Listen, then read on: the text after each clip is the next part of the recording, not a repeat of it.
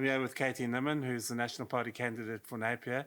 Kia ora, Katie. Thanks for joining me. You're welcome. Nice to have you here. Yeah, so you've just had Christopher Luxon and Nicola Withers and Chris Bishop. Yep. Yeah, come in on a bus driven by your father. Yes. Yes. Little twist. Yeah, so what, 3 days to go till the election? Yeah, well, 3 days to go till the results, I guess. Yes. And as Christopher said, 3 days to decide the next 3 years. Yeah. You know, and that's what this all comes down to. We've just got to push. So how are you feeling now in terms of how you think you're going to do? Well, I mean, I don't know. I always say I'm quite a superstitious person, so I will never count my chickens before they hatch. Yeah. But it has been a really long campaign. I've worked so hard. I have been in communities across the electorate. So, you know, I haven't just stayed in Napier City. I've been all the way around. I've done 26,000 kilometres since January. You know, so I guess the best thing I can say is that I have worked so hard. I'm happy with how I've done.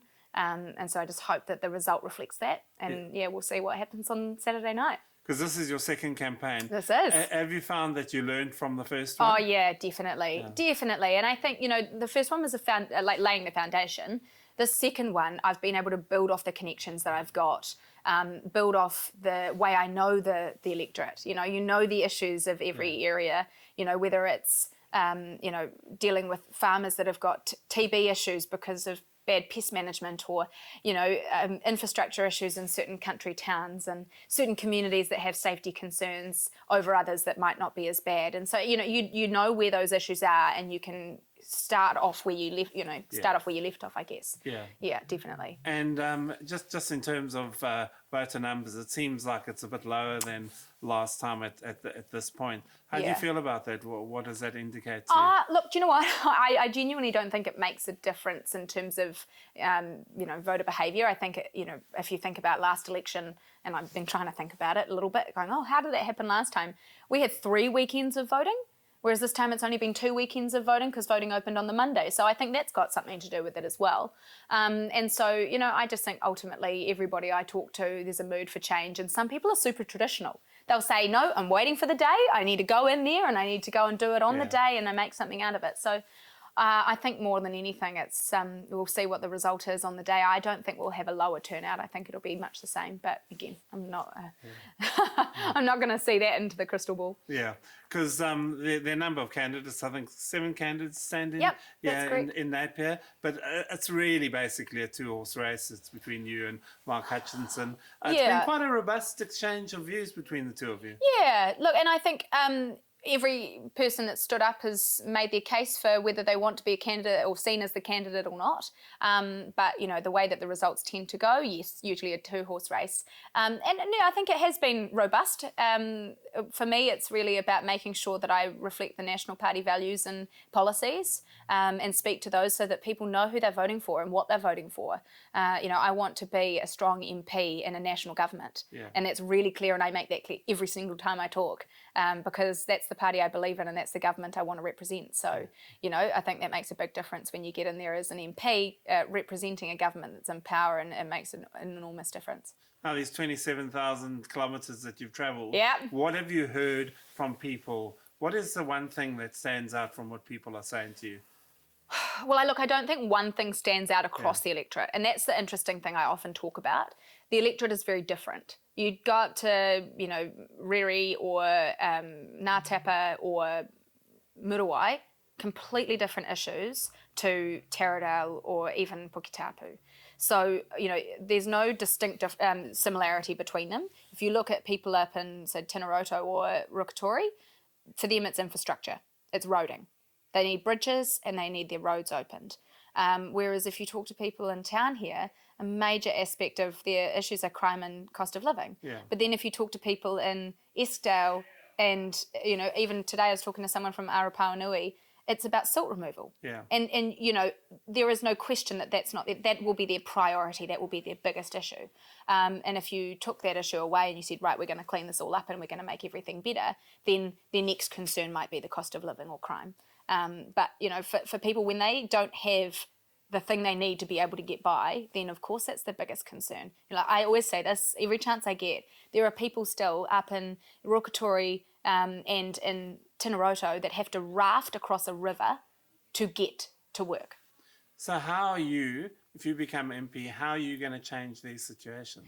So for me, it's about making sure that the funding goes into the right places, because honestly, the way it works is, councils will request the funding they think they need, but until the government knows how much of a priority it is, everything's considered equal. And when you've got, and this is what I always say, if you've got a community advocate that knows how severe the situation is, they give you a louder voice. And that's my job. My job is to make sure that in Parliament, I'm going out there saying the Gisborne District Council needs more money to be able to help Tinoroto access Gisborne, because at the moment they cannot. And they've just had a second slip that's made it inaccessible. So, if they don't have that loud voice, then it's just the council trying to do their thing through Waka Kotahi.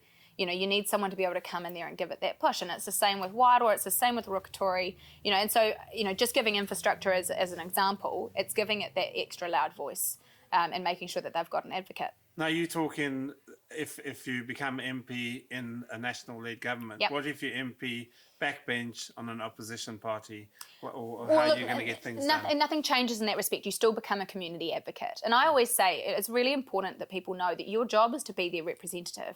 It's not about what my views are, it's about what their views are. And the more connected that you are to the community, the better you can represent them.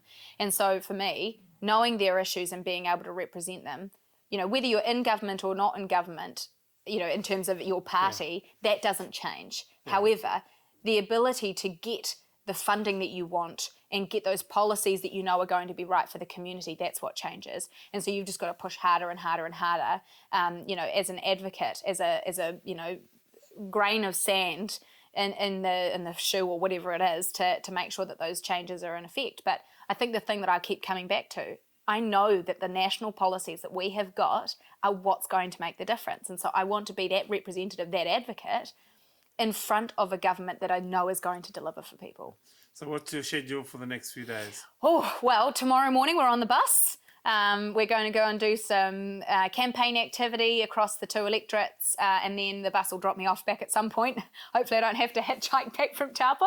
And so then the bus is going to carry on. I've got more flyers to deliver, more people to meet, a little bit more door knocking, and then we've got a couple of events tomorrow night.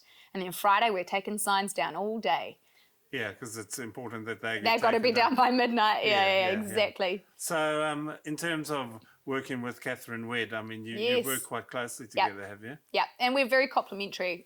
For us, it's about, what Katherine brings in her experience and what I bring in my experience we think is the best for Hawke's Bay. Katherine's got a background in horticulture and I've got a background in transport and tourism, and I think that, those things are going to be deeply beneficial for Hawke's Bay. And Katherine and I, we look forward to working together and hope we get the opportunity to do so. What do you wish you had done on the campaign now as you reflect on it? That's a really good question, because I had been thinking about that. I wish that I'd set up my community meetings earlier.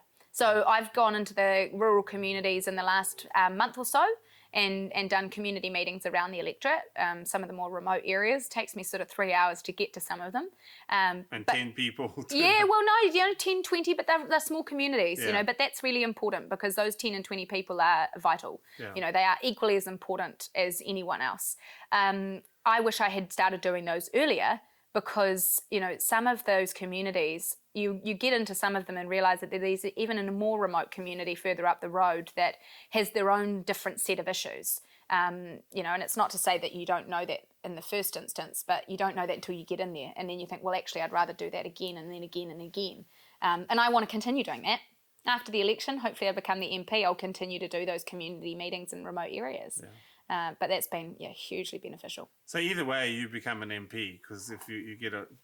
Well, people keep saying that. I don't think that's necessarily true, because that's assuming all sorts of things. Yeah. And again, I've said this so many times, I want to be the electorate MP. Yeah. The electorate MP is the community advocate. And a list MP, you can't make any guarantees.